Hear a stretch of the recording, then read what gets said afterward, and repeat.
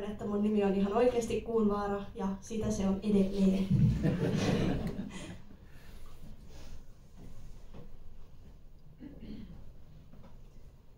Mä esitän teille runon nimeltä Kramatorskissa ja me ollaan tultu sieltä viikko sitten.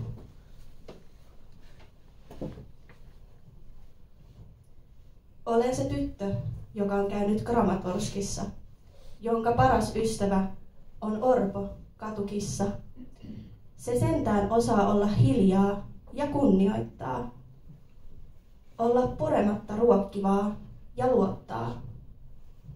Sireeni ulvahtaa, kissa pimeään katoaa. On aika mennä ilmasuojaan. Ennen lähtöä ystäväni oli huolissaan. Sinne menen ja minut kai raiskataan. En osaa mitään muuta kuin nauraa. Älä kuuntele propagandaa. Suurin uhka minulle on kouluttajakollegani, jotka eivät usko minuun ja kykyihini. Mutta ei sen väliä. Minä tiedän kyllä mitä teen. Kävelen tanssahdellen miinakentälle. Oloni on kevyt, niin kovin hentoinen. Katson alaspäin. Oho, onko siinä perhonen? Ei, vaan jalkaväkimiina, muovinen. Hups, äkkilähtö sinkoaa minut todellisuuteen. Palaan kouluttamaan etulinjan sotilaita. Ukrainan tykistö vastaa oppituntimme musiikista, ja minä kuuntelen ja odotan, milloin on minun vuoroni puhua. Lasissa gin tonic, baarissa soi musiikki.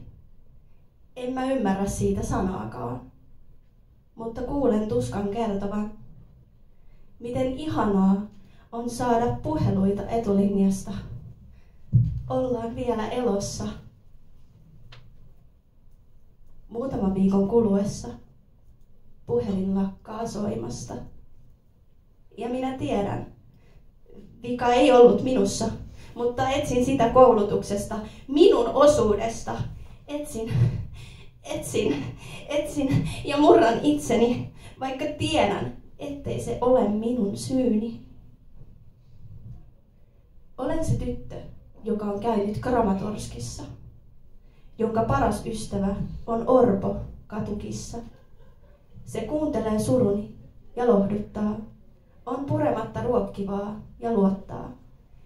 Sen pehmeä turkki on veren tahrima ja minun mieleni on kaiken kolhima. Olin aiemmin huolissaan. Sinne menen ja minut kai sivuutetaan.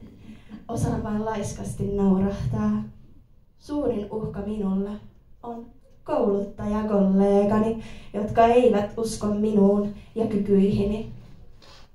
Kun muistutan, ettei ansoittamista saa kouluttaa, minulle hermostutaan ja nauretaan.